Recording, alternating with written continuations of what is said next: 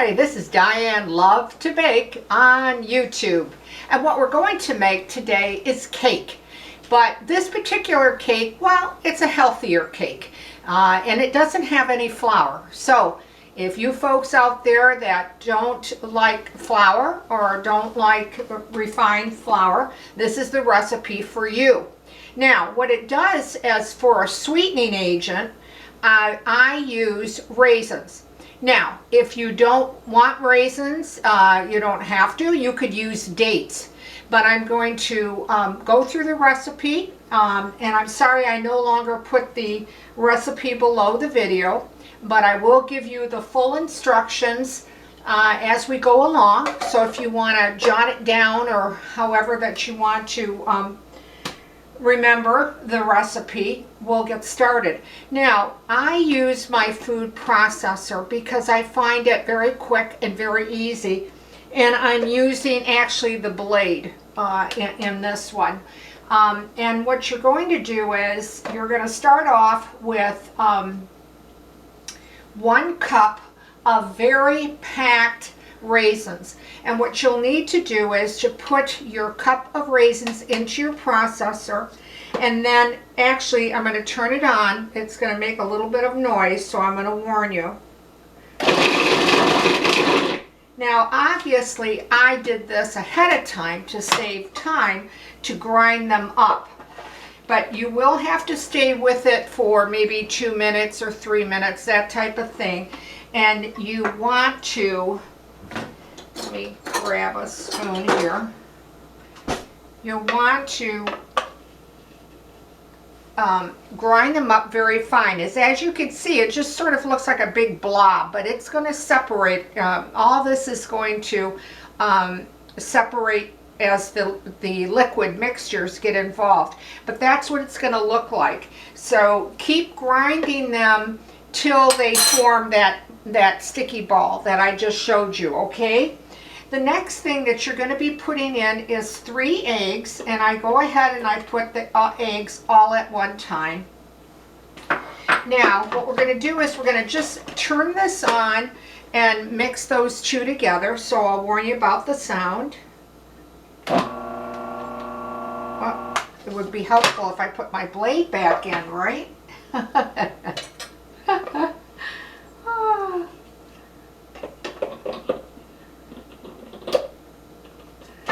Okay, all right, and now I'm going to just blend that together. Okay, and you know, we're not thoroughly mixing it yet. The next thing we're going to be putting in is water, so you need 1/4 cup of water. So again, so far, bears repeating, we have 1 cup of very finely chopped raisins. We have 3 eggs, and we have 1/4 cup of water so far, and now we're going to blend it.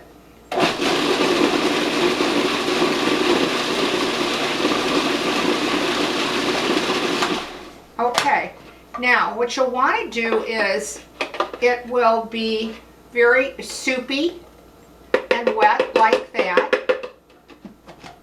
Okay, the next thing that we're going to be putting in is 1 cup of peanut butter. Now, if you don't like peanut butter or you can't eat peanut butter, then use whatever type of nut butter that you like, okay? And I'm just going to put that cup of peanut butter, and it's creamy.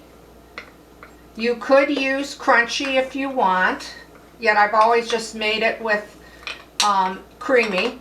But again, if you can't tolerate the peanut butter, then use your favorite nut butter. 1 cup, okay? All right, and let's just turn this on. We're also going to be adding 1 teaspoon of vanilla. So I've got that in there. And now we're going to be putting in 3/4 teaspoon of baking soda. That was 3/4 teaspoon. And then we're also going to be putting in 1/4 teaspoon of salt. And now we're just going to mix it.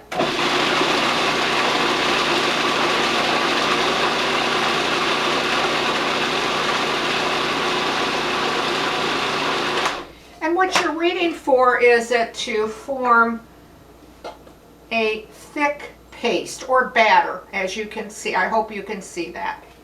Okay, that's what you're waiting for. Okay. I'll just put it on for another second or so. Okay. The next thing is you'll need, I have two 8-inch round pans, and I heavily sprayed them with an oil spray, or you can use parchment paper if that's what you prefer, okay? And I'm just going to take the lid off here and the blade. I can't believe I forgot that, but I did. Okay. All right. And now we're going to try to even out and distribute about half of this mixture into each pan. So I usually just try to gauge what it looks like, and usually I use a spatula, so I'm going to run and get one of those. Okay. Because we want to get this all out. That's for sure. All right. And then I generally use a knife, but I have a dirty spoon right now, so why not use it? All right, and just get into the sides and try to even it out as best as you can. And now I'll do the same to this, and that way I can eyeball where the remaining batter goes in which pan. Okay. And wow, they look very close, but I'm going to add it to this one. And put a little bit in there, I guess. And finish off with this one.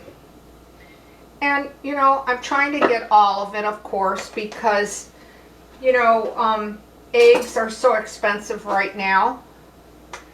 And you don't want to waste any product, that's for sure. So throw that in there. Okay.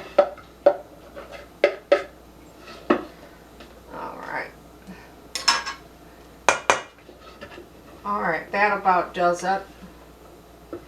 Okay.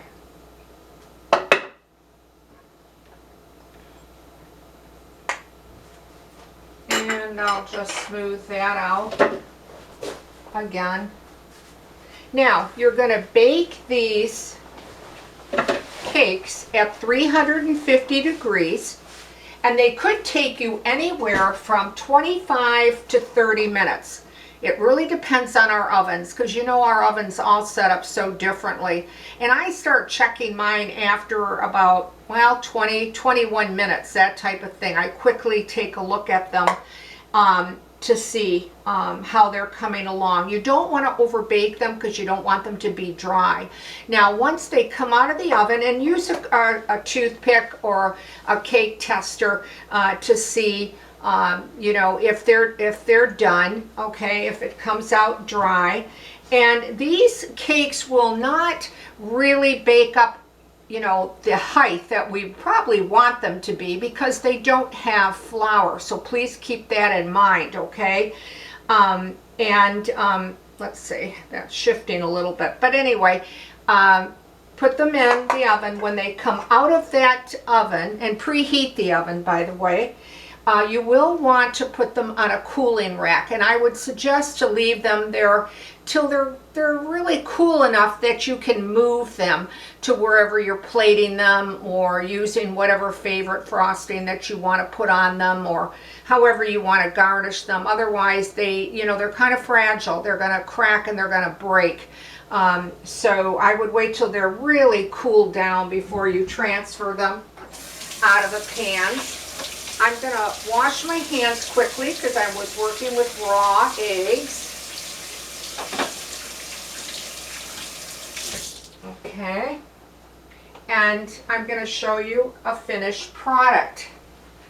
And this is how they turn out. Now, this particular that I'm showing you, I put them together so you can see the average is about 1/8 inch or 1/9 inch in height. I put them together. I didn't frost them so that I could show you what they look like. They'll have a nice medium golden brown on the top, a little bit of a medium darker brown on the bottom. As you can see, someone has already sampled them. I'm going to cut a piece to show you what it looks like. This is not going to be your traditional cake that has flour in it, so I don't want you to be disappointed. The center is quite moist and chewy, but it's a medium texture, that kind of thing, you know. Yet it's very moist, as you can see. I don't know if you can see or not, but when I press on it, but they really taste fantastic. People that have tried this cake when I've made it actually wondered if there was chocolate in it, and there is no chocolate in it at all, and no flour. So again, it's sort of a healthy trend that a lot of people are very interested to add to their diets, where they're not using flour and they're to sweeten, they're not using artificial sweeteners, and they're not using granulated sugar or any type of sugar. So it's a great tasting little cake.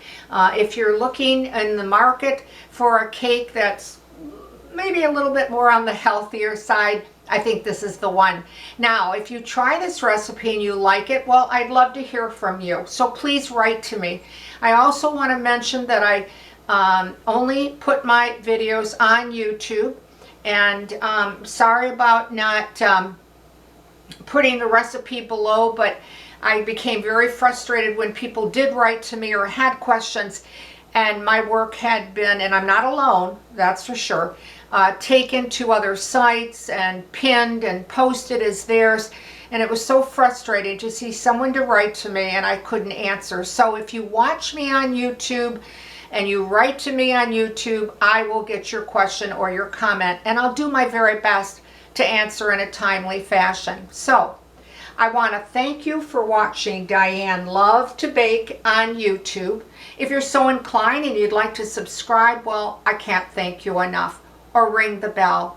So, thanks again. Give this healthy cake a chance or a try. I think you might like it. Stay well, stay safe, and I'll see you soon.